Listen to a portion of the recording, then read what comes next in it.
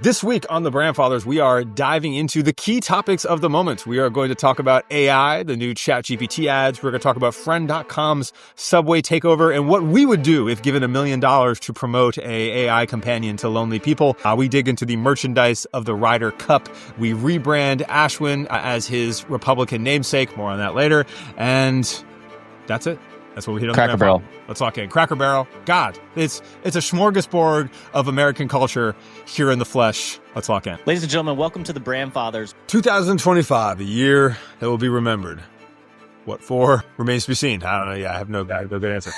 For Jordan coming in to save Cracker Barrel. We just got breaking news that Jordan is No, I'm highlighting the work that Cracker Barrel is doing. It is pretty funny, actually. I think it's good stuff. So as we know, Cracker Barrel did their famous rebrand. The people revolted. They said, dang it, I want my pancakes with antique furniture. We can't have any of this blanding, millennial blanding. The president said, we're going to need to run that back. They then did content about basically going back to their original, which I thought actually in this day and age is good on them. So on their Instagram and social networks, they basically traded in the new branding for the old. And this ripped. I mean, it got 4 million views. Then they documented taking down the blanding and 284,000 likes. Look at this. Putting back up the old stuff. Bruh. They are playing it right. They are playing this. I know. I actually think it's great. Yeah. Whoever they brought in to handle, do you think is Profit handling the rebrand, or did they bring in someone who doesn't suck? Great question. No, they've axed Profit. No, I think I'm not sure. I don't think they have a contractual out, brother. Even with it would be great to have a Truth Social contractual out. If it crosses a certain line in the culture war, you can get out of any of your agency. Yeah. I don't think that Cracker Barrel had that inside the ChatGPT contract. Surely there's some type of out, like a behavior clause or something. But all right, so this is going to go a little niche. Ashwin, there's a sport called American football. You play it with a pig spin. To go even deeper, O-linemen. Okay, offensive linemen have this thing called a pancake block. And a pancake block is the guys regarding the quarterback. And when they truck over somebody, they come off the line so hard, they knock somebody flat. It's called a pancake block. And I was obsessed with this at Nike. We were trying to pull off a campaign, and I even have some stickers and merch that we tried to pull off, but it was tapping into all this deep football culture. And so the pancakes are a thing that linemen really celebrate. Cracker Barrel has figured out that the way back to their consumers' hearts is through comfort food, and college football and pro football. And through the O-line of the Indianapolis Colts? Well, so this dude is one of the best O-linemen in the game. So they have this dude celebrating National Pancake Day for $5 pancakes. Not only that, they then they had all these guys. This is niche LinkedIn humor. They had him announce that he's now the chief pancake officer at Cracker Barrel. And this copy is so good. It's bringing the same precision and dedication I have on the field to the breakfast industry. I don't know why this gets me so much, but it's I think it really pokes fun at LinkedIn culture. Well, it shows that they're resonating with their target audience, which is Jordan Rodgers. They want Jordan and fam at Cracker Barrel. That's the target. Hey, I'm from Texas. I'm just saying it's not a bad thing. I'm just saying it's literally you're the target. I am. And they made you chortle with a LinkedIn post, which is one of the darkest sentences I've said recently. Oh my gosh, it's so funny. So then they had this other kid Luke Montgomery. He's a big prospect he's an offensive lineman at Ohio State. To celebrate this $5 all-you-can-eat, he's the VP of pancake operations. Driving pancake block awareness through innovative strategies and authentic breakfast enthusiasm. Jordan is lost it. I really have. I mean, bro, I think that LinkedIn speak and just corporate speak in general is so fucking stupid that... Well, it's good for this too, because that was the root of the problem. And now they're using it as the butt of the joke is a strong messaging pivot. Yeah. And I mean, it just really gets me, I think, because I've always laughed at I think I'm always looking around and are we speaking English here? Do you guys know you sound ridiculous, right? This is so stupid. I'm not gonna lie. I feel like they could buy their way back into my heart with the O-line. This is not a bad think strategy. so. I mean, honestly, and even so, I'm going to show you one more, which is they hired. So this is like niche NIL. They did it right on NIL, which I always claim you need to partner with the university. So they got Auburn University, and they tapped in here to these kids. Man, what y'all gonna get? Man, you know we love pancakes. Yeah, we do.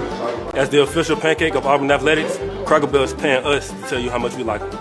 Which is easy, because as O-line, we love pancakes. And pancake blocks.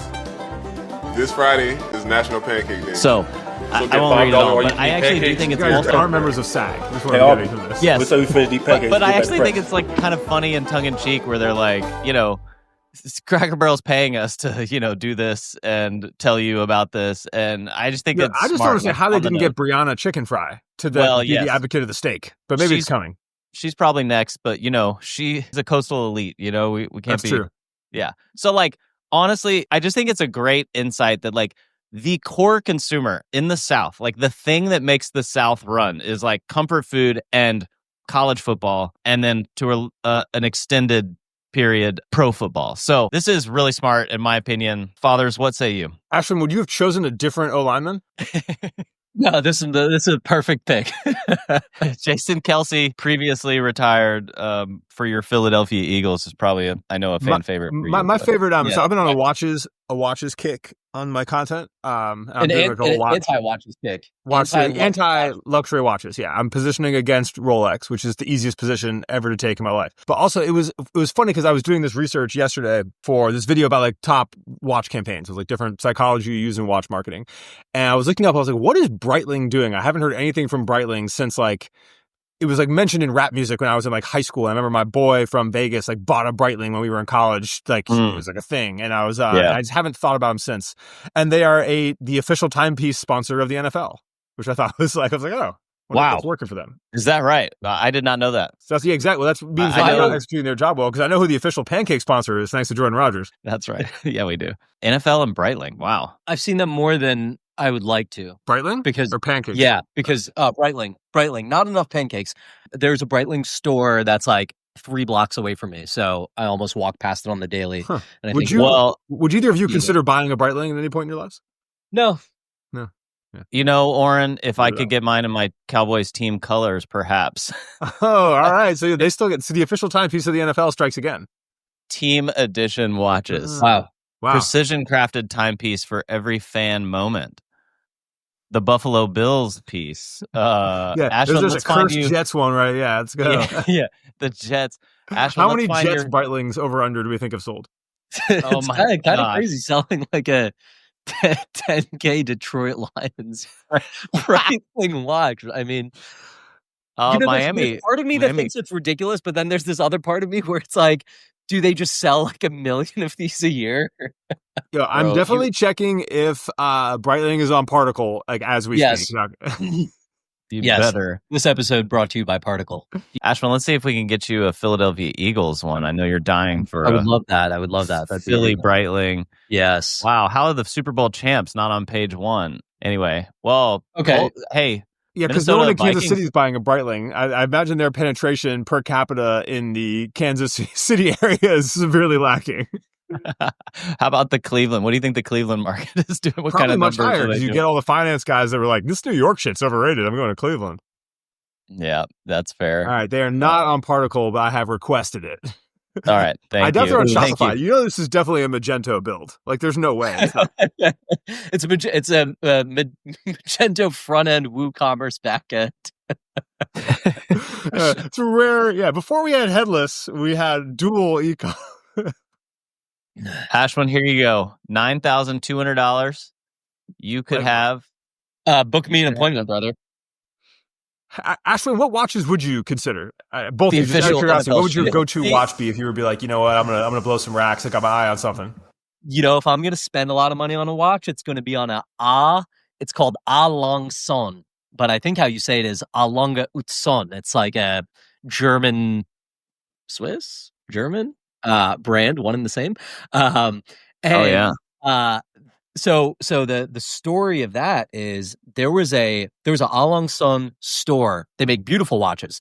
They have a store in Aspen, naturally. And when I was in Aspen, I walked into the store and the guy comes up and he was just like, hey, do you have a brother? And I was like, I do not have a brother. And he's like, you look really familiar. Charlie and he's Kirk? just like, he's like, he's the store clerk. He's like, you look really familiar. And I was like, I don't know if you're like into like a branding and marketing, but like I make content. Yeah. On. He's like, dude, On Blue Sky. That's where I follow you from. I'm big on And Truth I was like, Social. wow. And then he gave me like a tour of the place. We sat down. He like walked me through the whole history of this place. Their watches started like $50,000. So because of that one interaction alone, and that, when I'm going to spend $50,000 on a watch, it will be through him, through this young man who's working there. Make sure just gas me up. The way to Ashwin's heart is through flattery. I see. Exactly. Just Fandom. gas me up. Tell me you follow the content. Yeah. And that you send it to a friend, and you're even better. Exactly. Oren, you did a watch review. Where are you headed? We saw you with the Noah. I'm doing I am documenting my journey of leaving luxury. So I had bought 2 Cartiers when I first started to get some real money because I'd always wanted them. And I proceeded to never wear them because it feels really awkward to wear expensive watches. I just don't feel good about it. And then you get all these combos with guys being like, what's the da-da-da-da? Dude, and, you had the best. Your line in that video is so good. Getting a luxury watch begets conversations with bros about luxury watches, which is not what I wanted. Yeah, and it's not like the guys you want. It's not like Warren Buffett's being like, hey man, that two-tone Santos. You know, it's like it's like not the vibe. And I was like, cool. I also don't want, someone was like, what's wrong with conversations about watches? And it's like, fair, if you're really into watches, that might be a good thing for you. That's just kind of the last thing I want to talk about, like in a group setting. You know, like it's like akin to politics. And And so, so I was like, cool, I'm going to go get this 17 grand or whatever back from these 2 watches. And I'm going to embark on a journey of sub $300 watches that I feel express my personality out of curiosity and make some content about it. And so I got a Timex Noah watch to start. I'm about to do one of my videos I got coming up is I got a swatch. And I'm going to do like a luxury unboxing of the swatch. It's going to be like new luxury watch. No one's going to see it. It's going to come out and it's going to be like swatch. It's going to be man. I would like to present 2 sub $500 watch brands for your review. Let's go. Can we get them on screen? The first one is Skagen, Norwegian brand, minimalist watches. I have long been a fan of them. And then the second one is Alessi, Italian kind of houseware brand that also happens to make watches. Skagen, minimalist here. What's the other one? Alessi. Alessi, like the pot brand? The Italian like the pot brand. Yeah, that brown strap one with that white face up there. That was the first watch I bought. Wow. Sub 500?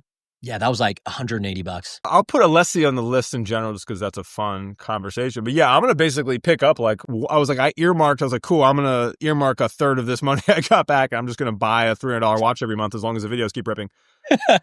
And I think it will. It's a good conversation point. I've officially decided to position against luxury. And I think that's going to go really well. You're going against your audience that you've built for so long. Well, a lot of my audience aspires to make luxury brands, which is fine. If you want to go, I will happily help you premiumly position your product. But anyone who is purchasing from Rolex, honestly, any of these like ultra, like even like I'm doing an Arc'teryx video this week, but like Loro Piana, all that, like you're getting manipulated. You are being taken advantage of. You buy your wife that Hermes bag, whatever it is, that is money that is far better served like doing really anything else in your life. And so I'm happy with that position. True father energy. Yes, putting it into Vanguard index funds. Actually, Hermes will outperforms the S&P typically over the last 20 years. What outperforms S&P? The value of Hermes. Well, a bag. So that I would not actually put it in the S&P. You would need to have a better investment opportunity than a Vanguard fund to outperform Hermes. But that's a separate. How many Hermes bags are you going to be buying? Well, I mean, if your average price on the nice ones is like 40, 50 racks, like it's, you're getting a couple blocks shares there, brother. And then what? You're just going to hold these for 20 years and then this is how they look at it. You know what's so funny? My financial advisor buddy sent me this thing about how the Kraft family bought a stake in the Patriots and then basically like it's grown 12% over 30 years. And he's like, if you bought index funds, it'd be the same. It's actually outperformed and you'd have way less headaches and controversy. Thought that was a fair point. Kids, listen up. Yeah, well, I mean, so and it's interesting. So there was a group that did this. Obviously, it's sponsored by Big Bag. So, you kind of have to take that with a grain of salt. but S&P 11.66 nominal, 8.65% real. Hermes Birkin bags 14.2%, 25% highest annual returns. Hermes is smacking them, so it's not, and that's the only example. What's the time period? Who put this out? Hermes? Well, as like I said, it's probably sponsored by Big Bag because it's from Bag Hunter. My Bag Hunter. What's the time period though? What's the time period? That was 1980 to 2015. Oh, and so obviously it probably may have increased, but yeah. So I just said we may need to consider the store value. But this is a great. When I talk about luxury marketing, that's one of the tenets. Is like the maintenance of value is a big part of the justification process for a lot of these folks. Like I bought those 2 watches and I resold them, and I basically lost the credit card fees and like $400 compared to what I bought it for. That's not a bad store value for a physical good. yeah, that's fair. You basically rented it for a couple years for a couple $100 or whatever. The watch thing is real. As I've gotten into this like golf stuff, there's another element of that conversation, which is like country club memberships too.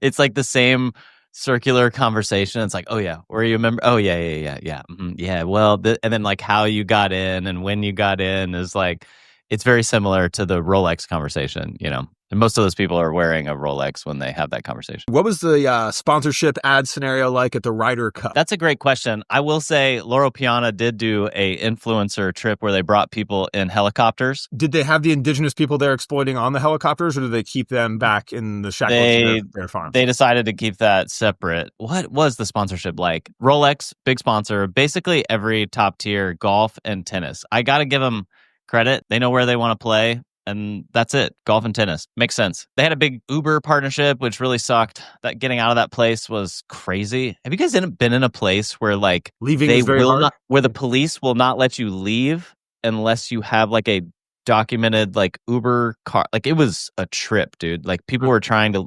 It was wild. No, I have not been in something like that. Ashman, is that what it's like when you're leaving Zoran's facility, or is it? I heard that that's what it's like when you leave festivals and Coachella and stuff like that. I haven't been to those, as I'm washed these days. My grandfather's Coachella 2026. We'll be there with the 818 booth. That's right. Honestly, us Tendon Bar, I'm in. Be incredible. I think so. Watch out, kids. Watch out. All kinds of mocktails coming your way. Hey, Ashford, how's your martini? Fantastic. I want to show you guys a little bit of Ryder Cup merch from Polo Ralph Lauren. Ralph Lauren is the title sponsor. Ooh. Ashwin, how about this? Yeah, that's a little rough. What is going on? A little rough, dude. That's horrible. If you have epilepsy, you can't look at this shirt. I saw your walkthrough. So for context for everyone, you were at the Ryder Cup. You did a walkthrough of yes. their store, and you kind of highlighted some of the merch. Look at this. This is disgusting. They should have got the boys at Brigade, I'm just saying. Yeah, your whole video, I'm kind of looking at the merch, and I'm like, dude, what is this? Most of it is really bad. Did Ralph get designers from Nike to do this? The Olympic Nike team? The Nike stuff was actually better, to be honest. It's rough, man. It looks like astronauts sometimes. I'll say the one thing I was like, I walked around and I see, there's a lot of women who were like putting together fits that with this like kind of classic Hamptons. Yeah, this got Paige Lorenz written all over it, brother. Yeah. Indeed. Maybe, and it was a $415 sweater. I thought maybe there was a women's one for my wife, maybe, as she... What's the materials on that look like? You don't have to 100% cotton. Okay.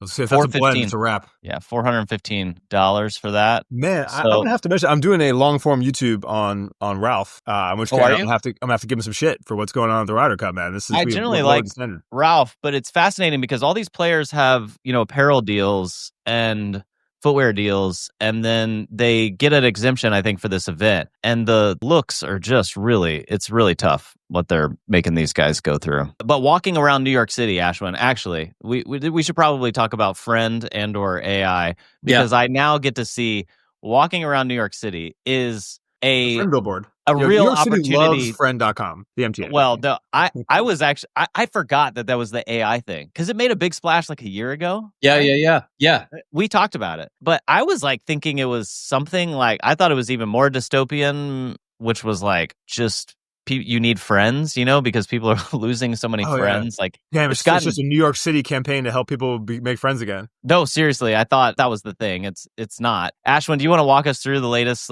copy crimes and billboards that you're seeing in the bowels of New York City? Yeah, so it's a lot of fun, to be honest. I did like taking in everything. Friend is it's a necklace. It's a wearable pendant that's basically always listening. It's probably has like, think it's like ChatGPT in a necklace where it listens to your conversations and then it kind of responds to you. So they launched last year. This past week, rolled out a campaign in New York City, taking over the subway with these friend ads. And they're like, okay, a friend. What is a friend? It's someone who listens to you and supports you. Our friend will not bail on your dinner plans. Our friend will do this. And it positions against how your friends can be unreliable. And now this technological device is going to replace that. It is very much rage bait marketing. I think the founder leans into this very heavily, and he has for the past year since they've launched, with everything that he does on Twitter, even buying the domain. I believe all of the stats that he presents about the business are just blatant lies to just generate more rage, and he plays kind of naive. Hey, we have the Peter Thiel approach to marketing, the villain position. Yeah, it is. He is good at garnering attention, and I think what this ad is doing is generating a lot of negative response. I don't know if there's anyone who's looks at this and they're like, oh, sick. That's amazing. That's exactly what I need. And that's what I'm going to get. So there's a ton of graffiti over it. And these are built to put graffiti on it. Right. I've done out of home. It's the first rule of out of home is don't put a bunch of white space because someone's going to put, gonna draw penis on it or whatever. It says draw on me, please. Yeah. But which means, and they're not dumb. This dude is definitely not dumb. Whatever firm deployed $1 million spend into the MTA is certainly not dumb. And this is extremely dumb with a purpose. Yeah. To generate everything Ashwin's scrolling through right now.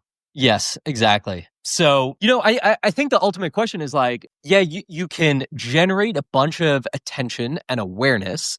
Is that going to drive interest in people using your product? I don't know. And that's what's interesting about this. This is the same scenario with Cluely, right? Where it's okay, adoption kind of doesn't matter for now because these guys are going to go raise another grip of money. They have a bunch of money to spend on this. Their villain positioning in general, we want people to be mad.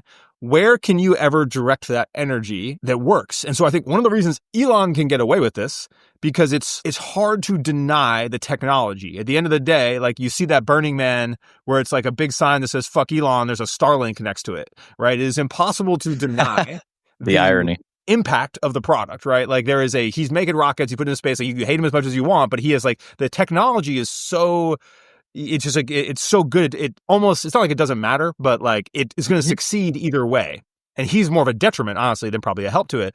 But with them, where does you channel this energy that makes a difference? I'm really curious about. The product is a wearable AI device, which I guess now in the last year, having used more of the voice chat feature, maybe that would be helpful, but I don't know. I'm now encountering people who this past week when I was in New York City, I had some buddies who were man, I feel like I'm using chat way too much. I'm using it for everything. And I'm oh, okay. I still, I guess, have a healthy relationship where it's utilitarian, but I guess you could see a point where people want to just tap something that's wearable and make it a little more efficient. Yeah. What is kind of this weird position, and the question is ultimately how long do people remember something like this? But let's say this campaign had not rolled out in New York City and I bought a friend and I'm using it for a hyper specific use case and I find it useful for that. That's great. Maybe I'm interested in telling people about it. Hey, here's how I'm using this. They're oh, what's that? Here's how I'm using this.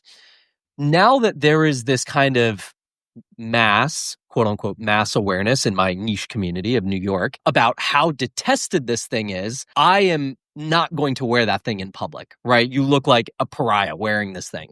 So there's, this kind of rage marketing. It's yeah, we get a ton of attention and awareness for it, but if you make the thing hateable, can you even get the early adopters on? Because is the tech so, to Oren's point, so far and away better above the alternative that it's going to override the social hate around the product? Sense of belonging. Yeah.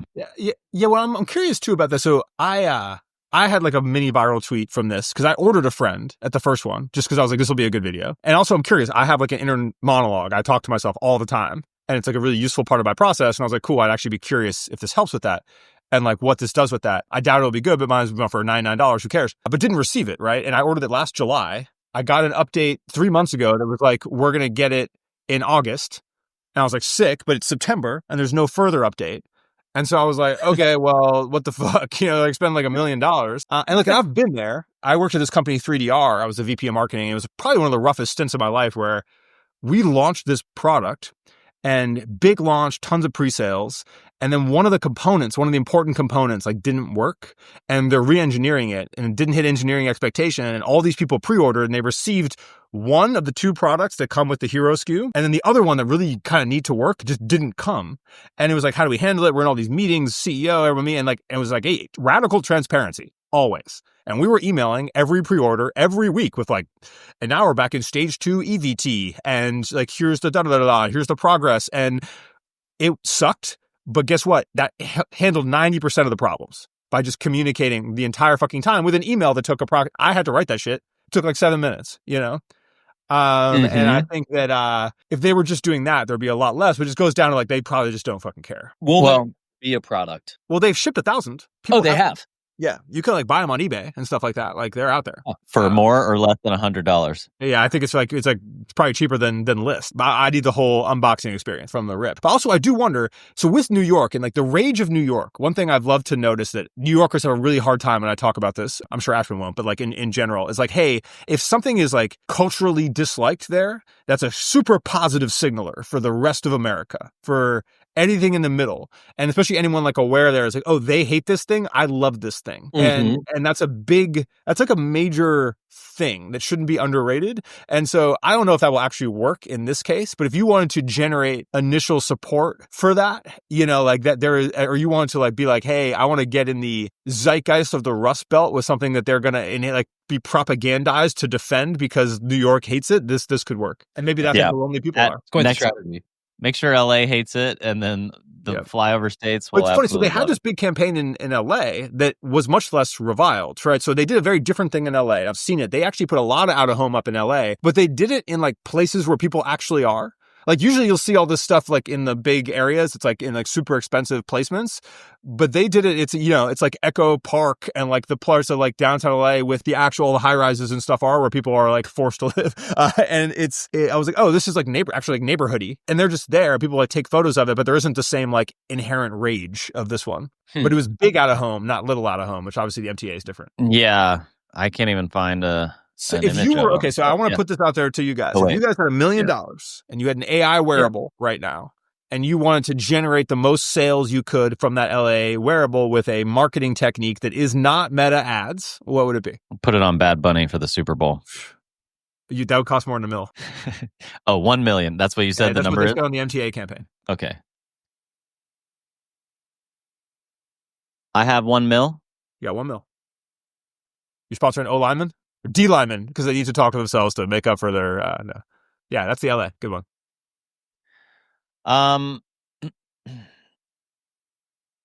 My head goes to, you know, Kai Cenat, speed is all over the place. Like there's some, if you want youth culture, kind of depends on who we want. If it was I don't know, again, I think you could probably get that for $1 million. If Friend became a character inside the narrative of Kai or Speed for a week, and it's like, what does my friend have to say or whatever, that would actually fucking rip. Exactly. I think that streaming always on, like clipping, you could get some interesting attribution there.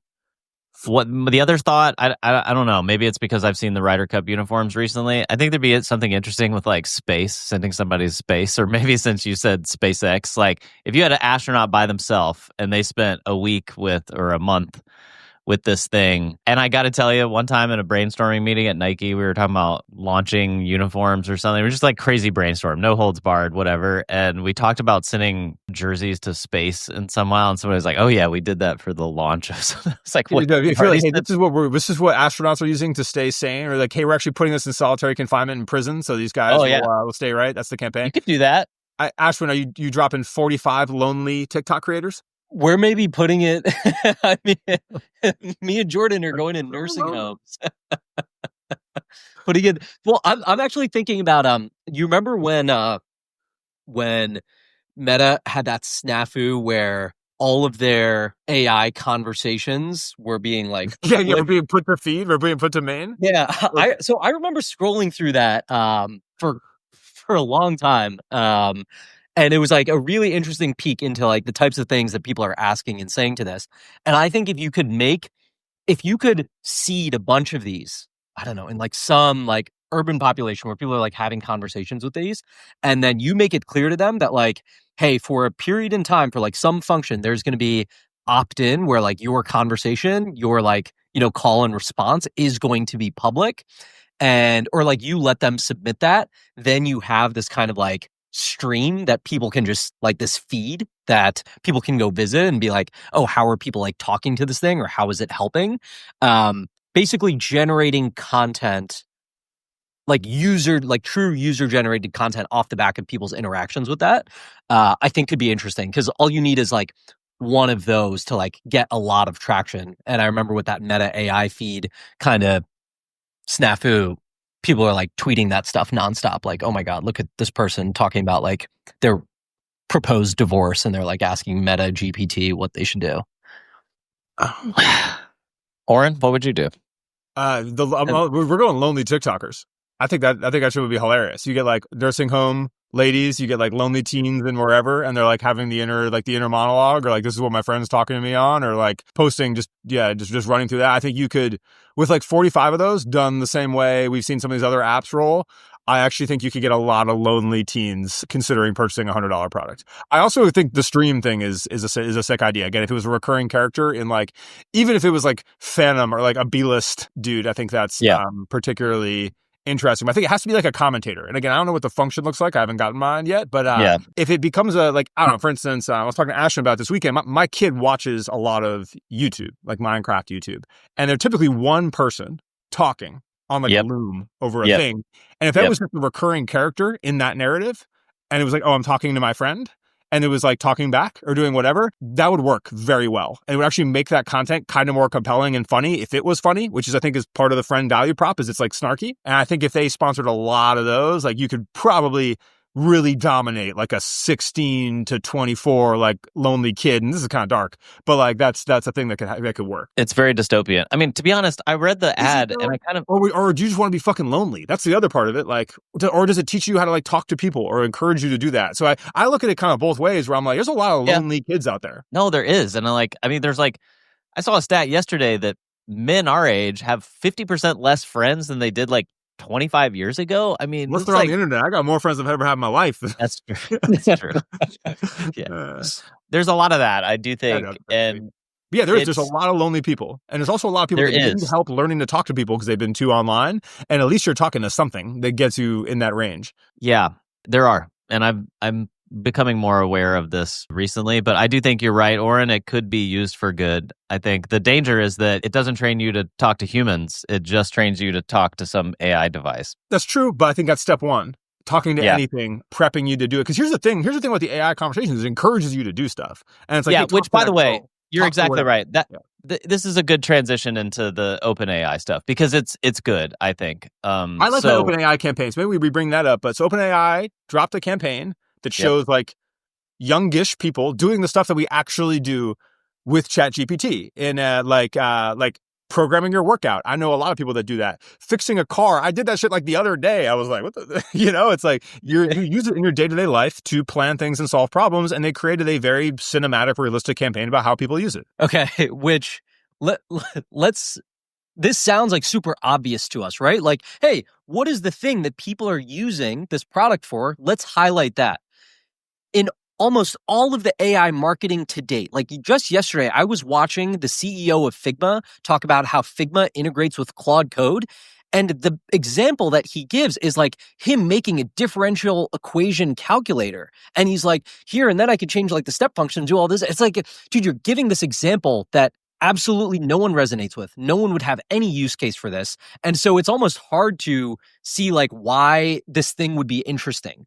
And this is the first ad, I think, from OpenAI or demo where I'm like, oh yeah, that's exactly how people are using it. And it just gives a really simple response. And I often think that when you have products and tooling that is so powerful, you have the team and the engineers and the marketers who are so close to it and so close to the incredible capabilities that it has, that if you were to just say, hey, this thing like puts together a workout plan for pull-ups, you could be like, dude, fucking Google does that. Like, why do we need to show this off? It's like understating how great we are, when they don't realize, like, hey, that's actually the wedge in for mass adoption, because the mass group of people do not want to be like doing deep research and then taking that deep research and then putting it into code to like build like custom one-off games for themselves. They just want to like cook dinner more easily and lose weight. And it's most people like, don't realize those are the things you could do with it. This is great because this is a customer insight. So if you look back at like the root of all good advertising is you find an insight and roll with it. And I had one of these the other day in the cosmetic thing where I was scrolling and someone was saying buying multiples of a piece of makeup is a luxury. That was like, someone said that in a video.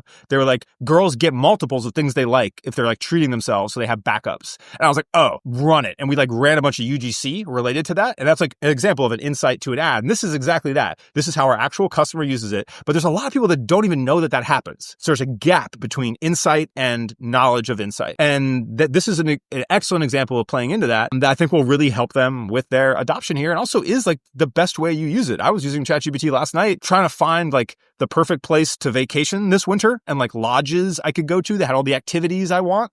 And it's a fucking amazing experience. I'm not going to lie. That's like so much better than Googling. So I think they really have something here. We'll see how it works. I loved the prompt on this one, which is really great. The cooking one was the one that I saw. And it's like young people. And he said, give me a recipe to cook for like a first date that's not trying too hard. That little extra nod is really well done, I think. Let's see what the prompt was.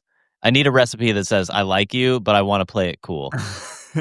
Yeah, I mean, here's what's interesting. Is, look, Claude and ChatGPT are throwing a lot of money at good agencies right now, right? And it was like Mother did the Claude ad that just came out, and they're enabling some of these people to do their best work because they have the budgets to do it. And I think that's we're going to see some really good marketing coming out of that. And there was some really poor marketing to start. Yeah, I think this one, especially from Claude, is another good one that ties into this idea of like taking an insight and then just like building the ad campaign around it. So if you look at like the prevailing sentiment, and there's like some research on this, the prevailing sentiment around AI is that a lot of people are fearful about what it's going to lead to. So one of the biggest fears is like 53% of Americans from the study were just like, hey, I fear that I'm going to lose my critical thinking abilities. And that's like this bigger conversation that's kind of out in the ether, right? We're just like losing our ability to think about things if we're offloading our thinking to these platforms. And so Claude is like, hey, we're going to take that and we're going to frame and position Claude as like, no, you keep working on your problems. You keep doing these things offline in the real world. And we are just here as like a resource to help you think better, right? Whether or not that's true is a different conversation. But I think that's a really smart insight. And you look at an ad like this, where there's no phones, and it's all these people outdoors in the wild doing things. They're really leaning into a direction around people creating things and doing things in the physical world. I think it was like a very smart play. Agency here is Isle of Innie. I thought it was Mother that did this. Claude, yes. Claude did Mother. ChatGPT was Isle of Innie. Yeah. OpenAI is Isle of Innie. We talked about the Claude one last week. Yeah, but even you see all these Claude creators. Claude creators are using the creative creators. They're using like Mesh Times, the design girlies. Like, I think that's savvy. I think there's like hey, we are going to go position to like mainstream inside the creative community in a very similar set to Notion, Adobe. And I think that's a very smart way to look at how they want to carve their place in the market. Also because of the ripple effects of that. The people that follow those people are influenced. Well, I thought this was an interesting nugget. With the agency Isle of Innie, director Miles J. shot the films on 35 millimeter. Yeah, to make it feel real. Yeah. Yeah, make it feel real. Now, should they have made this with AI? I don't necessarily think so because they're not an AI visual company, right? But for instance, like I love Perplexity. Their entire brand identity is AI, right? And they have this, I believe his name is Philip, who is like a really talented creative director who has basically created this entire world with AI imagery through Midjourney that represents Perplexity. And they have basically chosen to position themselves with that and do it in like the utmost tasteful way. And also in these other like, they do this, they have like a chief creative or whatever, or a creative in residence type thing.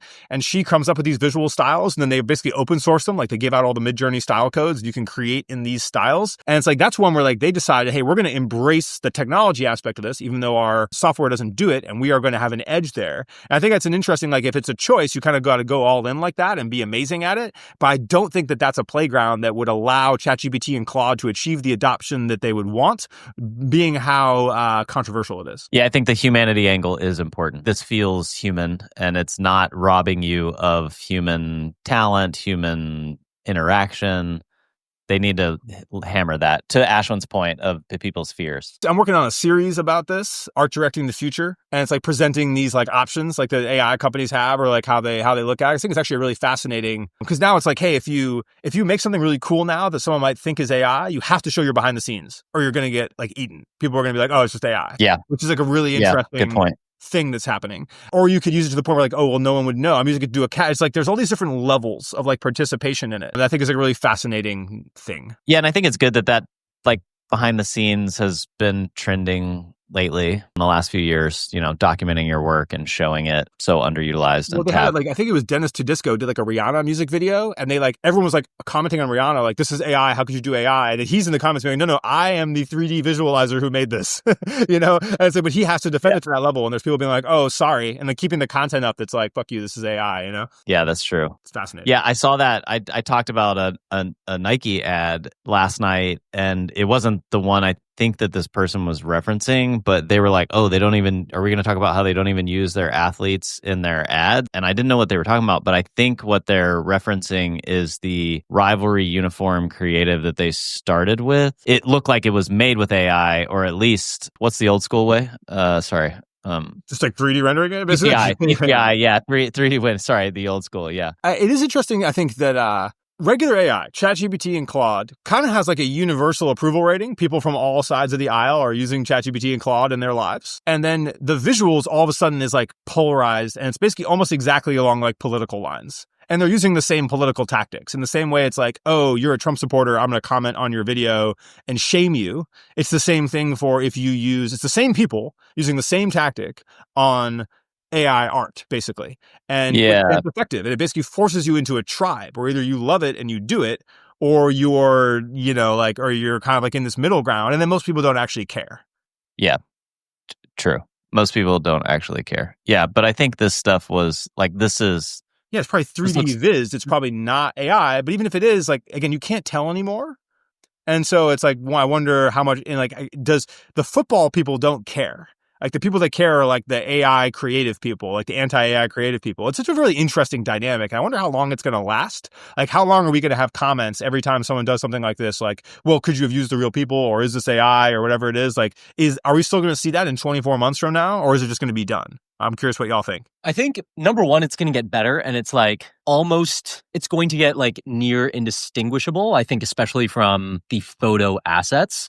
You look at a lot of those outputs right now, and like, I can't even tell that they're AI generated. So I think that's just going to translate to video. The challenge in like creative world is like you have designers, and I think you have a lot of like young designers or people who are just like see the writing on the wall, and they're like, hey, these tools are coming for the skill that I once did manually. So I have two options. I can either double down on just like continuing to do the manual work and hate where things are going and shame people who are doing it, or I can start using these things to just speed up my output and get better with my own process and then evolve. And like, hey, those three things from a design standpoint that I used to do manually, I just use AI to do it now. I was talking to Emmett Shine. He used to run Gin Lane, which is like very well-known like agency. They did some of the best branding work. He's a true creative artist and designer, and all he wants to do, he started a new studio called Little Planes.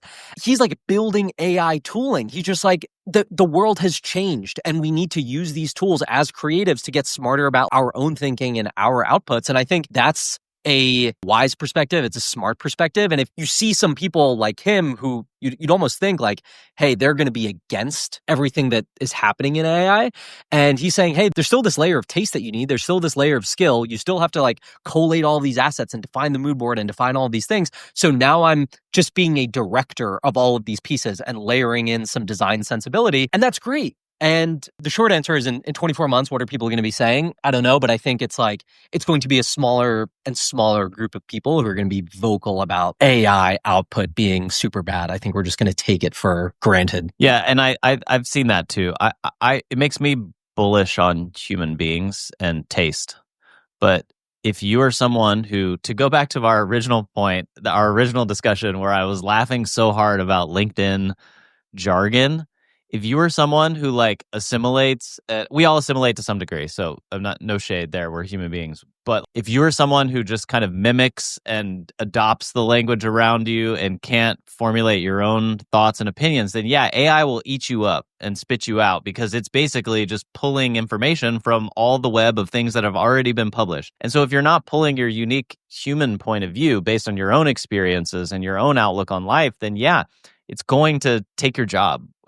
But if you do fancy yourself as having taste or a curator or, being able to pull disparate ideas together, that's where real creativity comes. And I think I'm bullish on the people who can do that going into the AI era. I also love this account. I don't know if you guys follow this, Oren, you might, Pessimist Archive. Yeah. And they basically go through history, and so it's before video games were blamed for gun violence, novels were, 1904. Yeah, I had this whole thing about this. Yeah, it's ridiculous. Really? Yeah, it's like...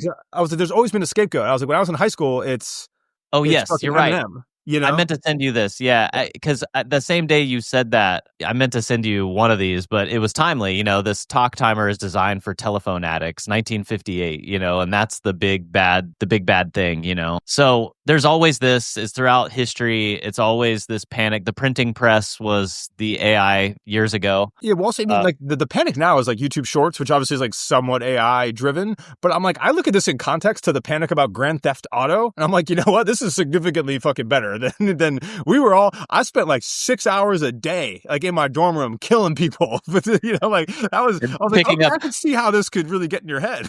Yeah. And picking up prostitutes and stolen yeah, YouTube Shorts, while terrible, just seems to be actually a generation better than what we were doing. And yeah, between Eminem to the Grand Theft Auto pipeline is like... Looking back, I mean, Eminem was... Of course, I loved him, but looking back on like, hey, it's art. I'm killing my girlfriend and stuffing her in the trunk. Yeah, I was like, this is... my parents were upset about this music for a reason, and I... For a great reason.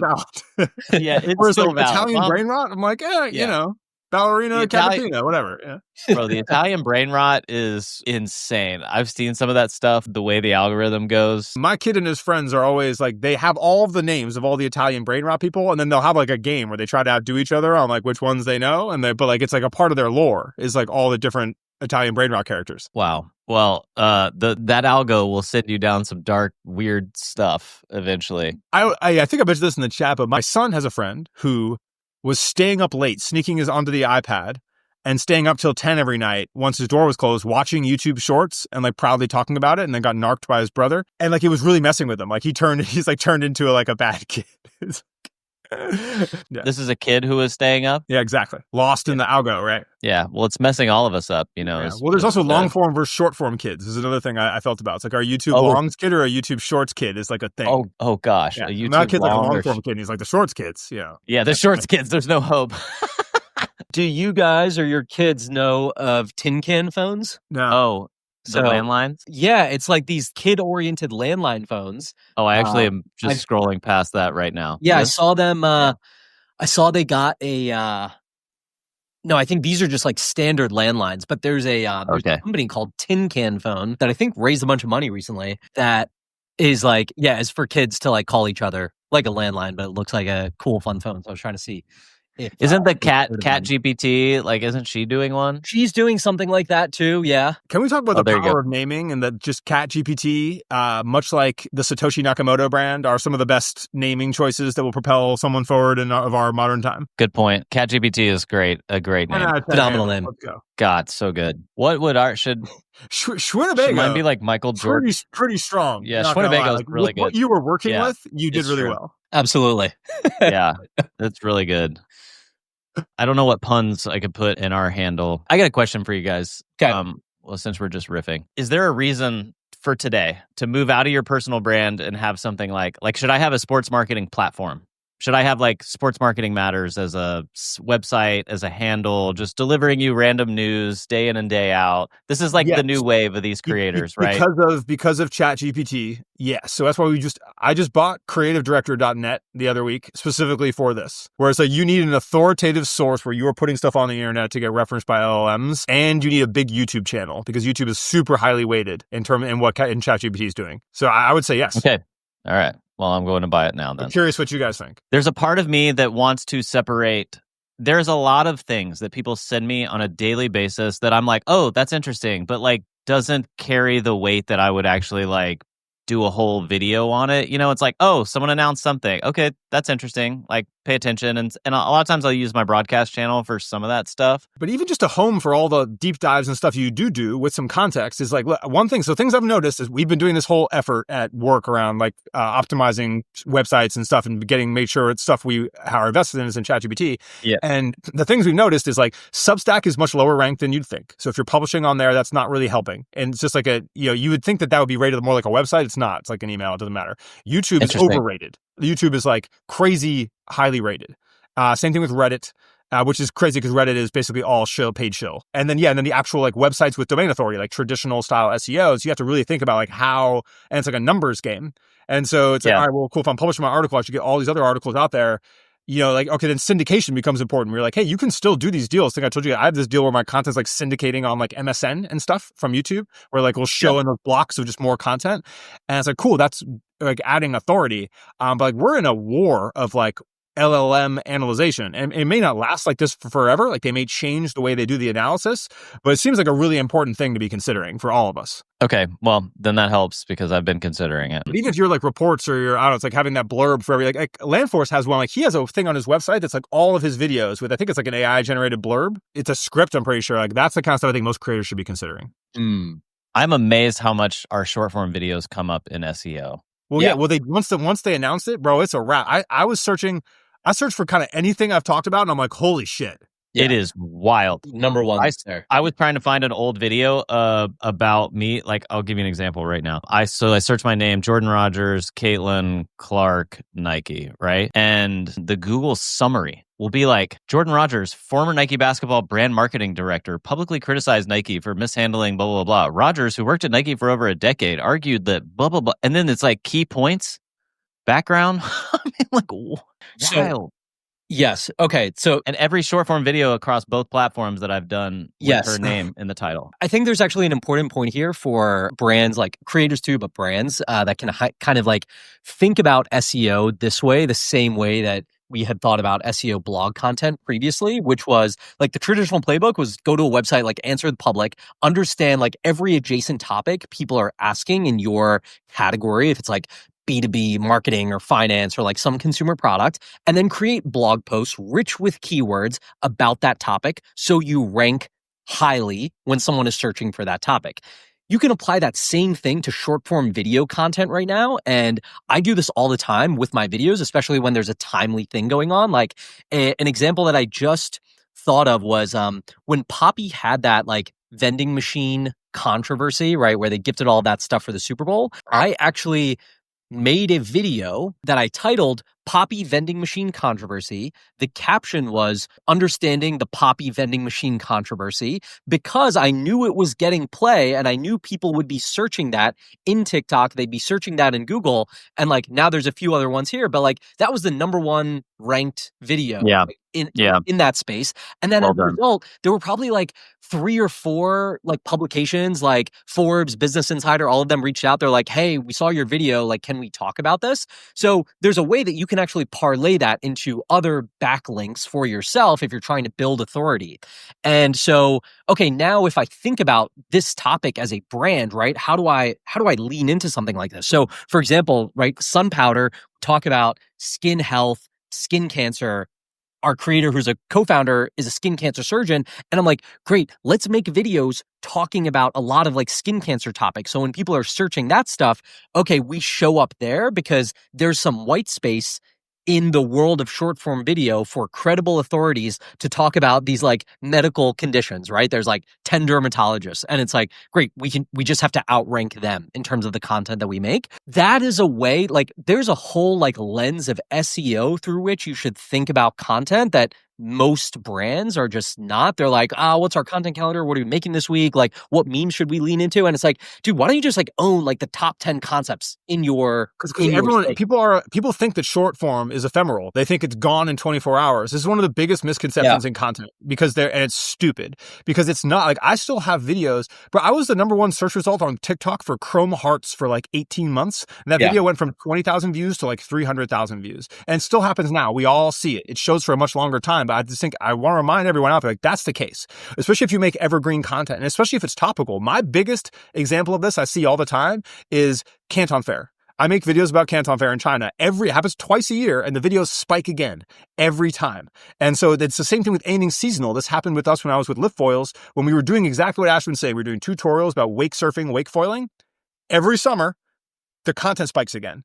And so I would like really think about that as a brand, like how you can make sure you're showing there. Yes. So both Instagram and TikTok will give you a ton of data and insights on what your best performing videos are. And you can look in like, 30-day time horizon, 60, 90 over the past year. Pretty consistently, the videos that generate the most new followers for me and the most likes are videos that I posted like 18 months ago. Like I had this one on Pepsi's rebrand that is still like continues to put up like 100,000 views per month. You don't see it, right? It's like way back in my feed. But however, the algorithm is like, people like this content. It's engaging. It is not timely. Like there's no words in here that say like this happened today or this happened last week. So we're whatever, as the algo categorizing this as evergreen. We can show this to a visitor at any point. I think that's a really good point. Oren, you had a tweet about this like non-ephemerality the other day. Yeah, the only people who say it's like ephemeral are people who don't make content. Like if you make content, you look at your own stats, it's like,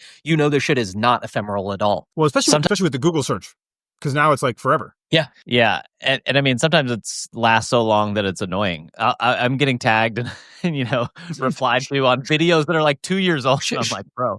From forever ago. And for real, this is happening right now. I don't know what's been happening recently. Like, I don't know if Nutter Butter had like another surge of interest. Oh, yes. when the Abercrombie former CEO got like indicted or like charged for whatever, I had another like 100,000 views on my video because again, this was like 2 years ago. I was like, hey, here's Abercrombie, like here's how they like, fell off and then came back and like, here's an idea for them.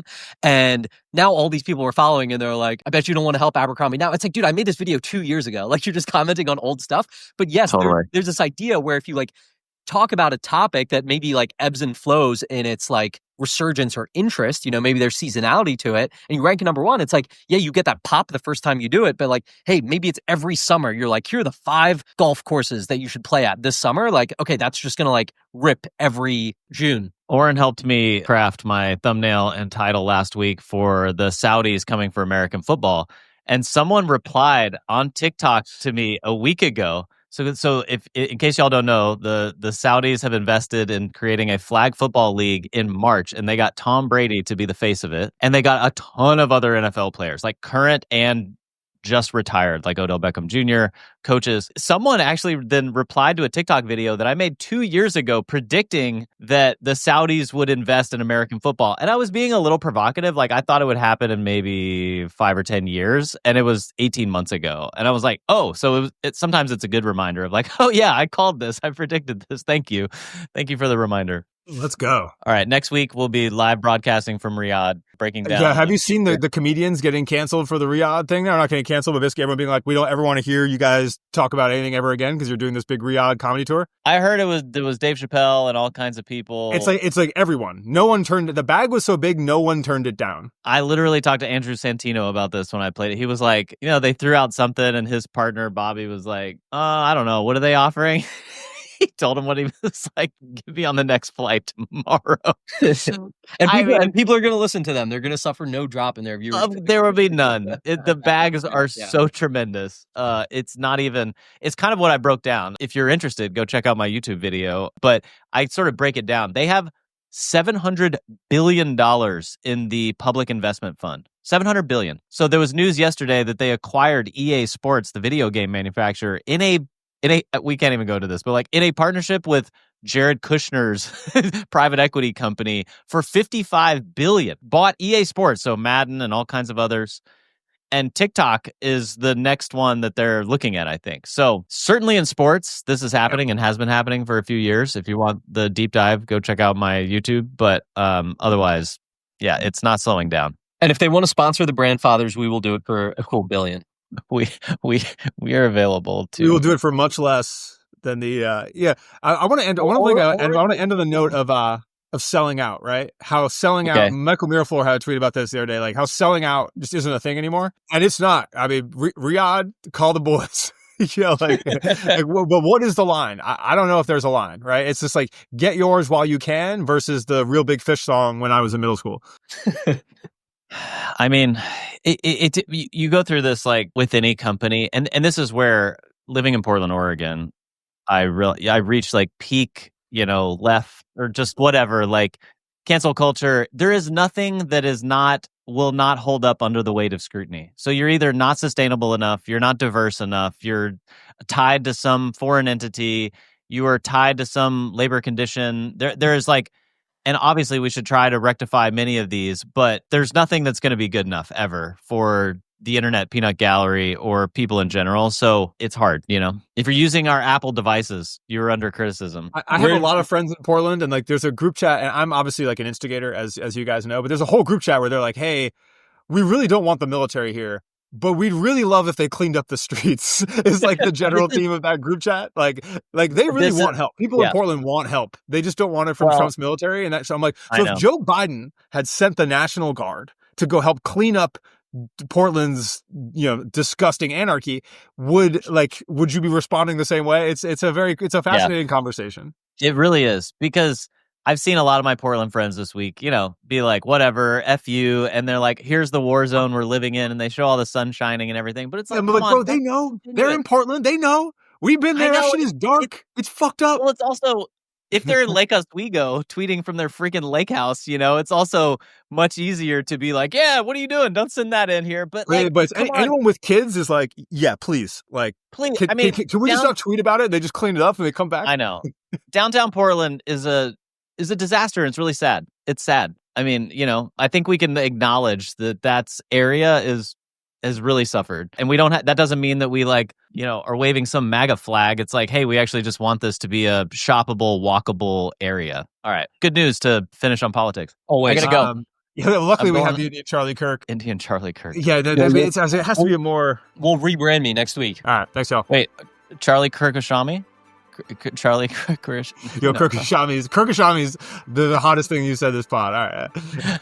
All right, everybody. That wraps this week's episode. Thanks for tuning in. Yep. Thanks, everybody. See you guys next week.